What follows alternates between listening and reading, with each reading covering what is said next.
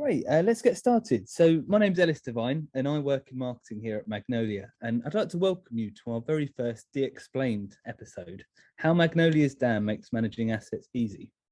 What's DXplained? It's our brand new mini-series where we cover the topics you've asked for in a bite-sized mini session.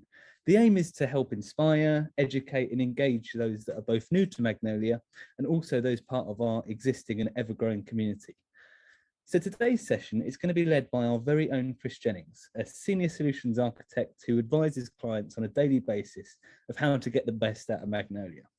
And he'll be showing us a short business user and technical demo under the hood of Magnolia's dam capabilities. So you're in very safe hands. So before we get started, if you have any comments, reactions, or any questions throughout the demo, please feel free to drop them in the Q&A box below, and all questions will be addressed at the end. So please sit back, relax, and enjoy. Chris, it's over to you. Hello, and thank you for your time. Before we start to look at how Magnolia can help you get the most out of your assets, we'll very quickly cover the Asset Management app. It's found here at the top of the app launcher layout, and if we go through, we see a very typical Magnolia view of the world. Assets are stored inside folders that we can explore here, and as we move around, we can see the actions that we can perform. If we want to start off by uploading a new asset, we'll find the folder that we want to upload it into, and we have an upload asset action on the side here. We have the ability to upload zip archives as well, if we wanted to drop in multiple assets all in one go, and we'll still have the folder structure be respected once they're inside. For now, we'll just upload a single asset. So we come into this view here, and we'll just choose an asset from my local machine that we want to upload. And while that uploads, we'll see that we have a whole bunch of metadata fields here that we can fill in as well. These are based around the Dublin core, so it's a common standard that we're going to use, but also they can be configured. If you find that there are too many here, or if that something crucial to you is missing, all of this can be altered as much as you wish. If we give this a very quick title here, and we'll save those changes. Now, when there is a lot of metadata, and perhaps if you're dealing with a lot of images, it can be very time consuming to have to upload all of this metadata, to have to provide information about the image, perhaps categorize it, apply details about what's inside. So what we can do instead is Magnolia can connect into machine learning tools, in this case it's Amazon Recognizer, and we can ask a machine to take a look at the image for us and tell us what's inside. As we were talking, we just saw that these tags have popped up down the side here. And if we open this asset up again, we'll see that the Amazon tool has recognized various things that make up that image, and it's told us that there are people, that there are cars, some other vehicles, that it's on a road, and it's noticed that it's an urban setting. And if we take another look at that image, we can see that's a pretty fair representation of what's inside here. What these tags mean, that it makes it much easier to find our images again. If we look at the search bar up at the top here, if I start searching for London, then we'll see that because my image is called London, I titled it London HQ, it's going to come up here. But if I also start searching for urban, we'll see that 3 images will come up here, and the tag urban comes up as well. And if I take this tag, then I have the option here to find everything that's been tagged with the same label. So this could be applied across different things. Perhaps I've got blog articles, perhaps I've got videos, as well as just images. If I say I want to see all of this content, then we see a list here of images that have all come out of the dam. And if I click through on London HQ, we're back where we started, because we can get straight to the images that we're looking for. This makes it much easier to find things and ensures that we don't waste time and money acquiring more images or going off and exporting things. So with that in mind, let's take a look at how we go about using those images. If we go through into the Pages app, I've got a sample page here that I've already prepared, and I've got a couple of components that we'll take a look at. And the first of these is simply called Simple Image, and we'll put this at the top of the page and we'll just see how easy it is to go and find an image. I don't need to remember titles, I don't need to cut and paste URLs. If I simply select a new image and I see that same kind of view that I had before, and I can browse around inside the Asset Manager and I can find what I'm looking for. I have searching up here as well, so again I can search for London and I can find that image that I uploaded before. But in this case we'll take this picture of Magnolia HQ over in Basel. We choose that, we save those changes, Magnolia generates some HTML for me. So what I can see here is that my image has been dropped in here, but also I can see this title is being reused. All of the metadata is available to the front end, and what this means is that inside my image, I can reuse that as, in this case, as an alt text attribute to ensure that I'm providing accessible images where people haven't entered a unique value to use in this particular component. What we can also see when we look at this, if we open up this image, is that what I've got here is 1024 pixels wide. It's far too big for what I'm doing here. So now we can start to think about, well, how would we optimize that? And the quickest way to do that would be to find an image of the right size to drop into that space. And in order to do that, Magnolia can be configured to automatically resize images. So to do this, first of all, we need to configure Magnolia, and we do that using a theme. And here we have the configuration for a theme that simply provides some resizing information for different images and applies a name to them. And then we can tell Magnolia I want an image and I want it resized according to this particular rule. So if we see how that works, we can add in a new component for a scaled image. We'll choose the same image again so that we can compare the effect, and we will ask Magnolia to give us that image at 480 pixels. If we save those changes, we'll see that the image is now dropped in for us, and we can see, if we open this one up, that this is now at the right size. So we don't need to do the scaling inside the browser, and we don't need to shift all of that extra data across. If we take a look at the size of this image, we can see here that this original one comes in at 146 kilobytes. Whereas if we look at this one, which has been cropped, scaled down to fit into the space, then we can see that this is only 29 kilobytes. So we're saving an enormous amount of data. This will be recognized by tools like Google Lighthouse. So you may get a better search engine ranking, as well as providing a better experience to the end user. So how do we do this within our front end? We can see here Magnolia provides some helper functions to be used. In this case, in a free marker front end, we can use the DAM functions. I can say, right, here's my image, and I want it at this particular size. Magnolia will then generate a URL for us, which we can see up here. We'll say, I want this at 480 pixels, and then it will name the image. And we can then drop that into our front end. If we wanted this at different sizes, we have different URLs available to us. And of course, this doesn't always work if we're dealing with a headless front end. Perhaps we don't want to supply the markup, so instead we need to supply data in a different form. So if we take a look here, this is the output from Magnolia's REST APIs when it's describing that same component that we're looking at. So we can see here the path to the image that we have selected. We can see the desired size here that I put in as an editor. So Magnolia gives me the information about that image. We can see that all of the metadata is available here, the title, some computed data about that image. But crucially down here, we can see a whole set of URLs are provided to allow me to go and access that image in its different sizes. So with one REST response, I can give a front end somewhere downstream a whole bunch of different URLs and allow the front end to work out how does it want to display this image. Perhaps it's a website that knows that it's being served on a very small screen, or perhaps it's for some kind of app that understands it has different views and it has different ways of using those images. We can supply everything and shift the logic out into the consumer of that data. So this has scaled down the image. We've already found that it's much, much smaller, but all along we've been dealing with JPEG images. And of course there are newer formats around that are more efficient and will allow us to send detailed images with a slightly smaller payload. So if we take a look at how we might ask Magnolia to convert an image for us, I have here a reformatted image component, and we can take a look at that. So let's take our same office image again so that we can make the comparison. And in this case, I'm going to tell Magnolia I would like this JPEG to be delivered to me as a WebP. If I save those changes, we'll see Magnolia generates a new image for me down here. So we can take a look at where does the URL come from here. And in this case, we're building the URL. We've configured Magnolia to understand that we're going to provide a format here, and we're going to provide an image path. This is the end result. And if we open this one up in another tab, we can see here, we're going to get this WebP image. If we take a look at the size of this now over the network, this WebP comes in at 94 kilobytes, whereas our original one was coming in at 146.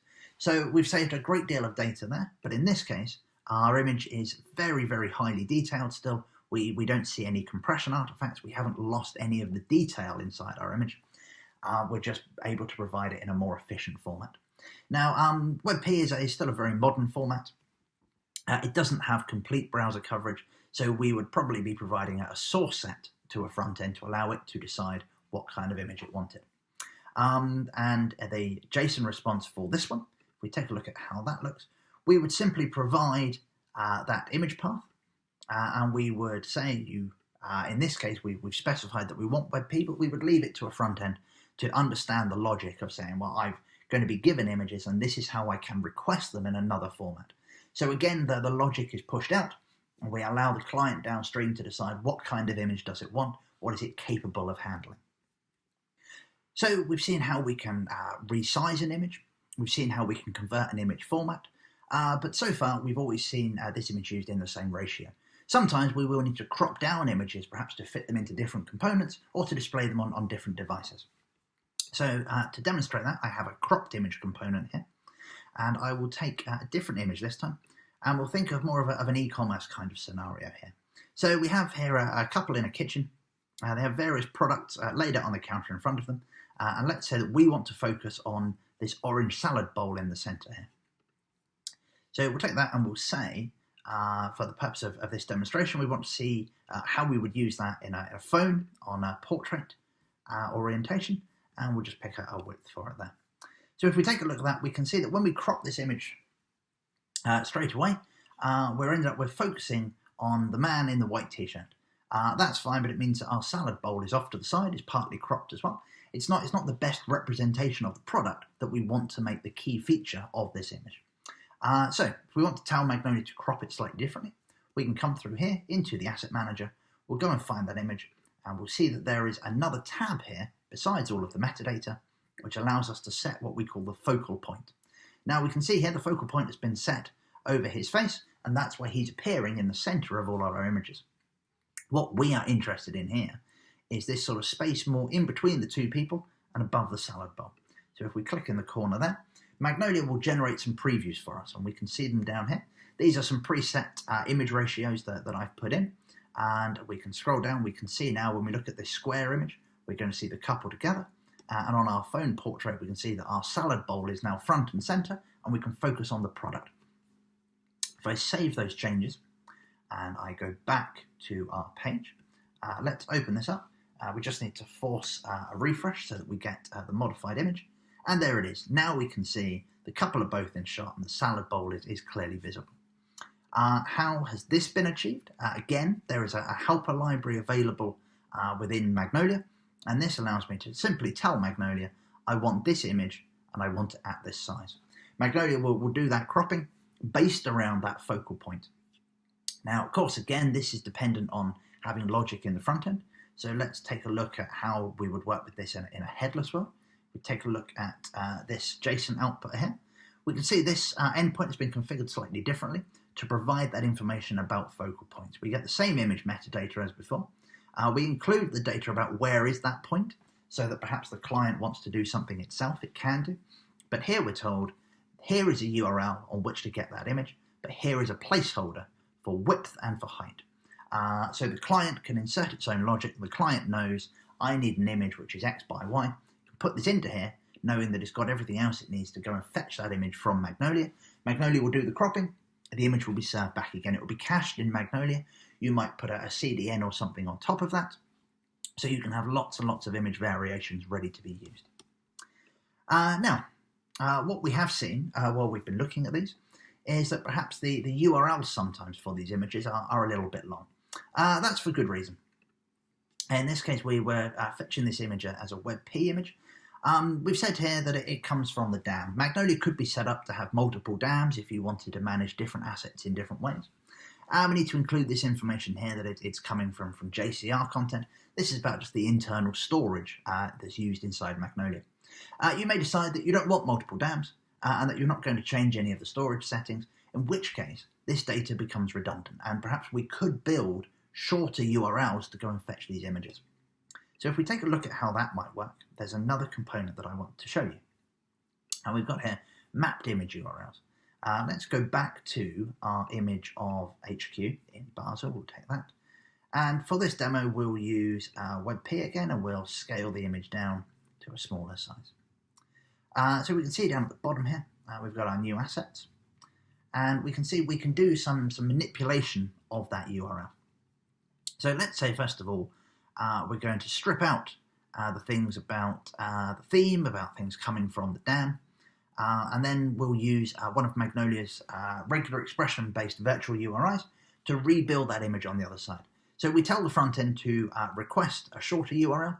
Magnolia will then sort of reinflate that URL to put back in the defaults that we know we're always going to be using. The end result of this, if we look at this image now, is that this has got a much neater URL. We can see there's some data at the front simply to tell us about the size that's needed, and then everything else is just related to that image. This, of course, can be dynamic, so we can change this and we can request it smaller, and we can request it smaller still. And of course, we might choose to do the same thing if we look down here about the image format as well that we saw. So in this case, I've created my own mapping for dynamic images, and I'm going to give Magnolia the path, and I'm just going to put the format on the end. I'm going to tell Magnolia I want this image from this path, and I want it as a WebP, for example. We do the same kind of thing. Magnolia will parse out the data, and then it will reinsert the default bits about where the image is coming from and about the internal storage. And the end result is something like this. And if we look at this image, here we can see it's a dynamic image, and I wanted it as a WebP. And what do I get? I get the WebP image comes out the other side, and I have this nice, neat, optimized URL for serving things nice and succinctly. How does this work with a front end, a headless front end? Because we've removed all of the logic, we're not able to supply all of this data about here's the different routes to reach it on. So we give the front end a path, and we expect that the front end will understand how to do this URL parsing so that it's able to request what it wants. And again, Magnolia will use this to ensure that we haven't had to change any of Magnolia's internals. We haven't had to write any custom code. We've simply configured a virtual URL that uses a regular expression, and we can inflate our URLs that way. Thank you, Chris. Awesome as always. Lots of really interesting points there. Probably my key takeaway is the amount of hours you can save in scaling, resizing, tagging, converting assets, having a DXP to automate it for you, much more efficient. Okay, I'd now like to officially open up the floor for questions from the audience. As a reminder, please feel free to drop the questions into the Q&A box below, or if you have any suggestions for our next episode, we'd also love to hear that too. I believe Chris is there. We have had a few come in. Chris, first question here. Is there a risk a system could be attacked by repeatedly requesting the same image at slightly different sizes to use all the server resources? Thanks, Ellis. No, there's not. This has been built in to Magnolia. If you pre-configure, originally we saw it just with the resizing. If you ask for a size that Magnolia hasn't been configured to work with, it won't bother to resize anything. It will just return the default image. So you've got a cacheable response, but it won't waste any resources on the server side. For the alternative that we saw of cropping things, Magnolia is a little bit more lenient, but it will round up, and it will assume that you want something to fit into that space. So it will round up to the next pre-configured size, and it will give you that image. So you could ask for 1 by 1, 2 by 2, 3 by 3, but you would always get the same response, which was the nearest thing that you had configured to match that that sizing ratio. Brilliant, that's great. We've just had another question come in. How do we serve the image from a CDN? Also, is there a workflow for approvals, support for video streaming? You can use the standard Magnolia workflows. This is the one that comes out the box and is known as 4eyes, and that can be where, let's say, I want to publish something, and then I have perhaps a senior, a line manager who comes in and approves it. To serve images from CDNs, there is some Magnolia integration that's available to take images from other sources. We wouldn't do the same level of image manipulation within Magnolia if that was the case. So we have connectors at the box into things like Binder, into Cloudinary. You can use those, but Magnolia would be storing an ID, and then it would be on the front end to work out how to use that ID to have the original image store do the manipulation. So we wouldn't load the image out of, say, Binder into Magnolia. then scale it, change the format, and then serve it on. You would expect that your image provider would do that for you, and Magnolia would help you craft the correct URL to hand that over to them. Brilliant. I hope that answers your question. Oh, we've got another one that's just come in. Can images be translated for different SEO tags per region? Good question. If that's in terms of the SEO stuff that we saw with the alt text, with having translated metadata, then yes, that's available. I think out of the box, Magnolia only supports one language, but what you can do is you can apply a decorator to any Magnolia app, and that includes the DAM app. So then you can take the individual fields from the metadata, and it's worth knowing you can always change these fields anyway. There's quite a lot in there in the default Dublin core, so you can remove things at the same time if you're not worried about coverage or rights attribution. And then the fields that you do want to keep, you just mark them as internationalizable, and they become translatable within the Magnolia UI. So then you can have different titles, different alt text, and you can load those in as appropriate. That will fit within the standard Magnolia translation mechanism. And that includes on REST APIs as well. Brilliant. That's great. Thanks for that, Chris. I've just noticed we've just gone over time slightly. So I hope that was an enjoyable session for you all. I wish you all a great afternoon. I hope to see you along at the next DXplained episode. Thank you very much.